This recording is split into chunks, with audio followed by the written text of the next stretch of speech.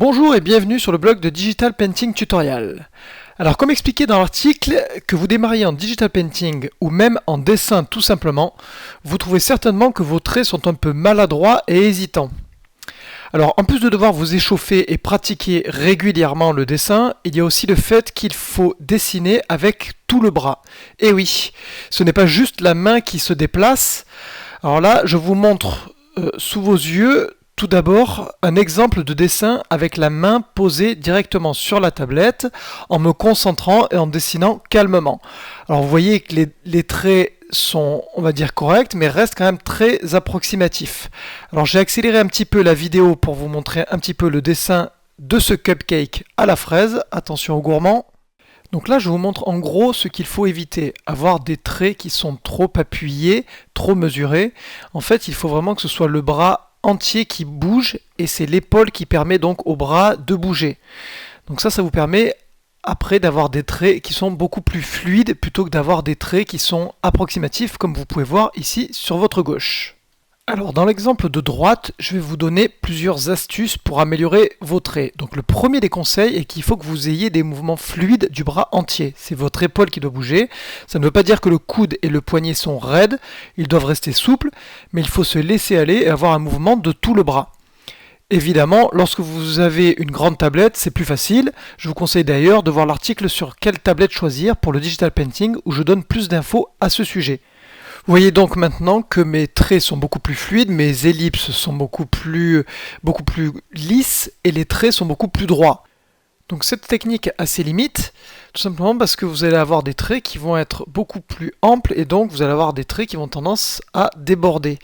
Donc c'est le gros avantage du numérique, c'est que vous allez pouvoir revenir en arrière facilement et vous allez pouvoir aussi gommer sans laisser de traces. Donc là, c'est ce que je vous montre. Je bascule sur la gomme et je gomme petit à petit l'excès du trait, le trait qui dépasse. Mais là encore, on tombe sur un inconvénient, c'est que quand on va vouloir gommer, sur certains endroits, ça se fait très facilement, mais à l'endroit où vous avez des traits qui se recoupent ou qui se croisent ou qui se chevauchent, vous allez avoir du mal à gommer vos traits.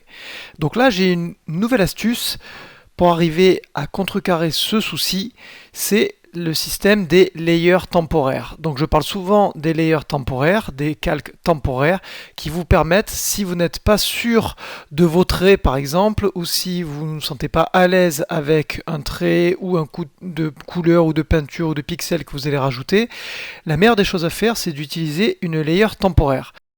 Donc là, c'est ce que je vous montre. Je reviens en arrière et je vais utiliser une layer temporaire pour rajouter mes traits petit à petit. Donc maintenant que j'ai rajouté mes nouveaux traits sur une nouvelle layer, la layer 3, je peux maintenant passer sur la gomme et venir gommer l'excédent de traits très facilement et je ne risque pas de déborder et de venir effacer les traits que j'ai précédemment faits.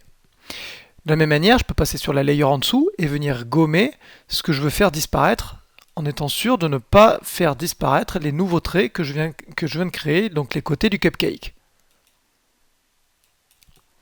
Voilà, donc en fait cette technique-là peut s'appliquer régulièrement. Donc là maintenant je merge, donc je fusionne les deux layers, je rajoute une layer temporaire par-dessus, et là maintenant je viens rajouter la crème du cupcake. Donc j'utilise une layer temporaire parce que je sais qu'il va falloir que je gomme ensuite par-dessous l'excédent de traits qui se retrouvent derrière. Donc là je rebascule sur la layer en dessous et je viens gommer la partie du cupcake que je ne souhaite plus voir. Je me remets sur la layer du dessus et je viens la fusionner avec la layer en dessous. Et cette technique-là peut s'appliquer régulièrement pour tous vos traits. Là, par exemple, pour faire la fraise qui est sur le dessus, j'applique exactement la même technique. Je me crée une layer temporaire par-dessus, je crée des traits fluides avec un mouvement ample du bras, et ensuite, je viens gommer les excédents de traits sur une layer puis sur l'autre, en étant sûr de ne pas venir effacer les pixels de la layer précédente.